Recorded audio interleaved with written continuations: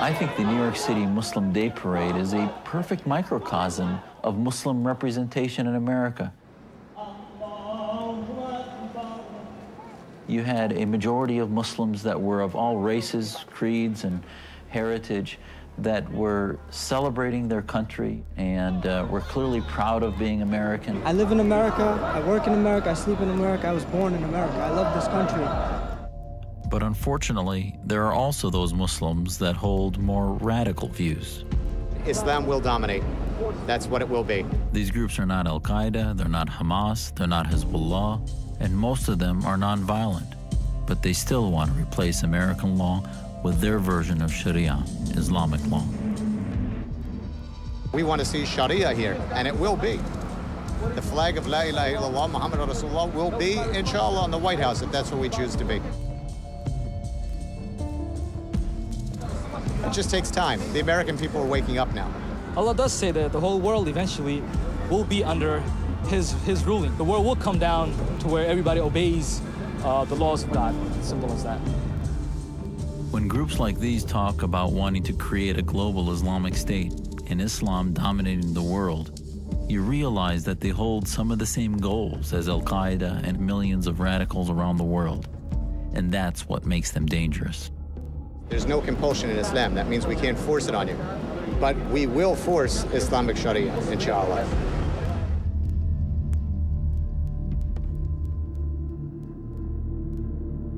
Isn't it time for the unbelievers to discard these incoherent, illogical beliefs, theories, and conjecture?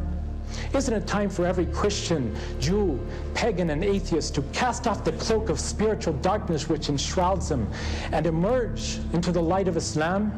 Have you ever stopped to think about what would happen if the Islamists won and their version of Sharia law was put into place?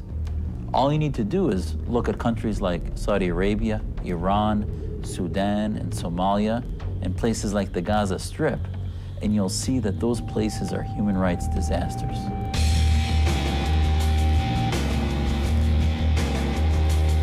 Across the world, we see that Christians are having a terrible time of it.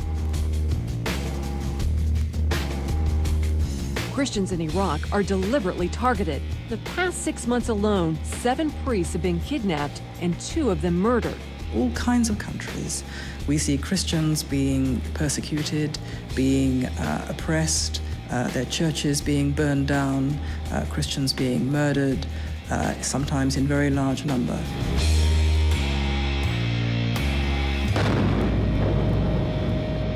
They were in the church for prayer when the car bomb went off.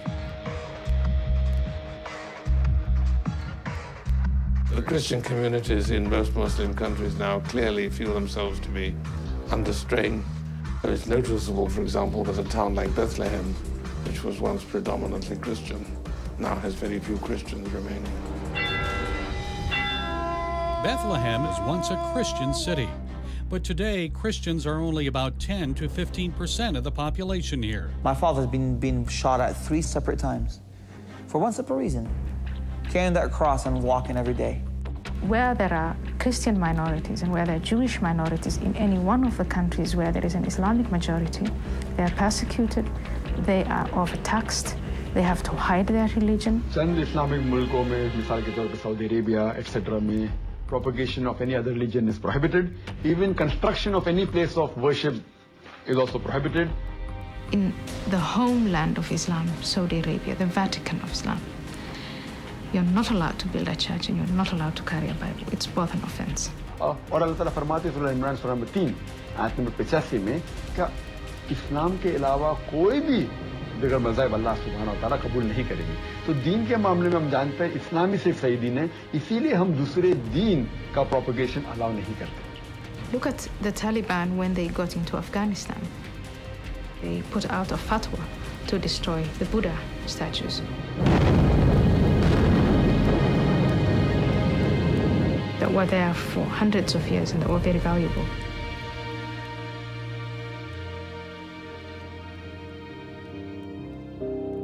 The Islamo-fascists who are attacking the world want to impose their beliefs on the world.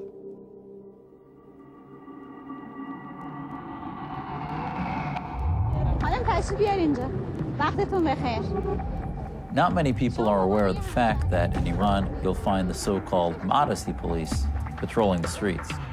If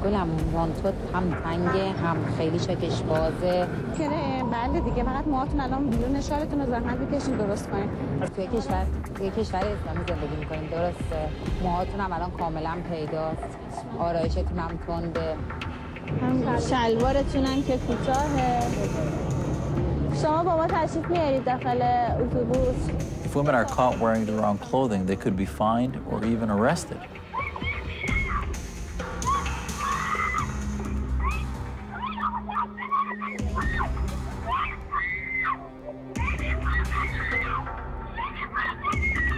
To women entering this shop in Tehran, a message saying all clothes sold here have been approved by the police.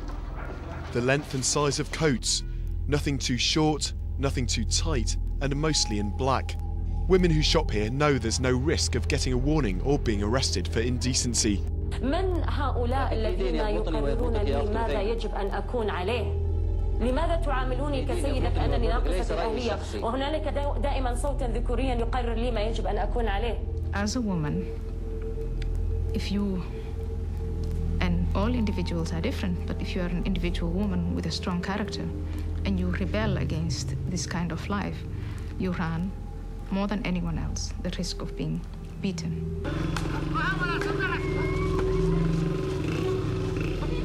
Abused, your spirit being killed by your own family, by your own loved ones.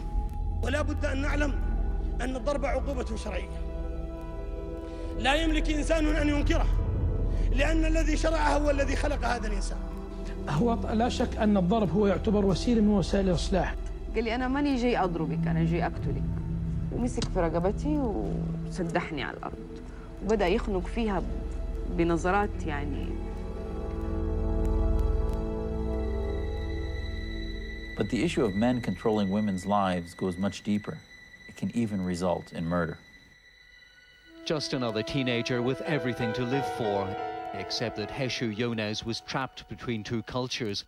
When she began a relationship with a Christian Lebanese boy, her strict Kurdish Muslim father slit her throat. Chowdhury Rashid is charged with first-degree murder in the death over the weekend of his 25-year-old daughter, Sandila Kanwal.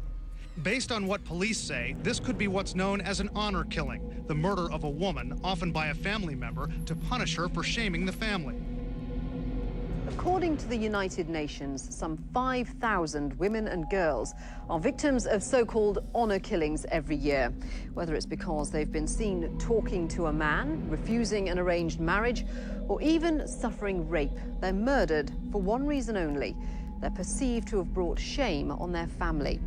And it's often the family that carries out the sentence.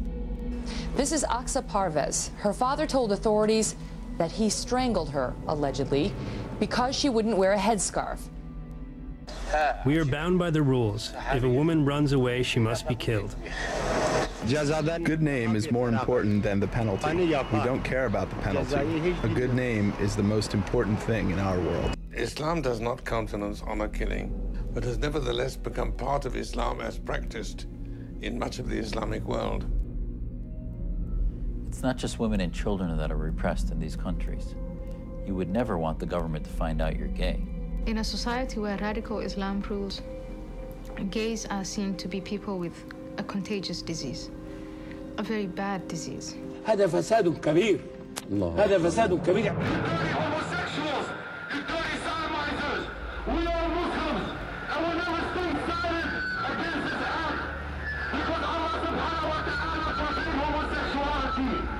Sometimes we are blunt.